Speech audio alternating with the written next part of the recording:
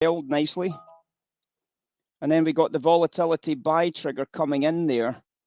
You'll see it back over here at 1556s. You see that? 1556. Volatility buy trigger. We told you that was a gamma expansion at the top edge. Excuse me. Gamma expansion at the top edge, but that's only going to happen if the price goes up. It doesn't happen if the price stays down. It means that they're building gamma above the price there. And obviously, if this price sells off, that buy order gets deleted. The price never sold off. It stayed bid in this area, and we've now had that gamma buy trade kicking off there. Do you see that? How nice that is? Nobody? All right, well, it was a pretty good trade. I thought it was a pretty good bit of business. And, you know, obviously, if you were buying into that at 12.5 or 13s for the BSG, it trades a high price of 18s. It's a $250 winning trade. It makes a bit of money. You know, it's all right. It makes a bit of money. It's not brilliant, but it's still better than a kick in the chops. Now, we've obviously got, from that point onwards, we can see that we've obviously got top line offers. Well, we're through this offer level. So where is that price? Well, of course, it must be top edge of the day now, mustn't it? It must now be top edge. So we can now look at that and say, well, this is now day high. So obviously those offers at day high is now a new key swing price. We don't want to get too massively involved here, but you can see what happened here. The only max dispersion trade was where?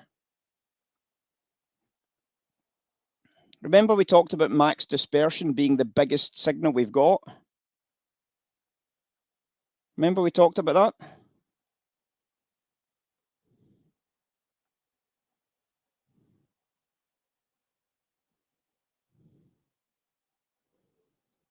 And there it is, do you see it? The max strong bids. Yes, max strong bids from the dispersion hedge activity. 1518s. 1518s, guys. It was the day swing low. There's the trade right there, 1518, 1517 candle, closes at 1518. That was that trade. And the market's not been able to go below that max dispersion trade since then. So that's the only max dispersion trade we've got. And it called the bottom edge of the markets. Just remember that. You know, when anybody's asking about how good this is as a little process, just say, well, it had one max trade yesterday and it was the bottom tick price of the day. It was pretty good. We're not claiming you're always going to get the bottom tick on every trade. We're not claiming you'll even get that trade, but at least it's identifying where the big dispersion trades are coming in. And when we get a high volatility press here, with the gamma giving us a bit of an upside press, you can see that that trade is also worth a lot of money.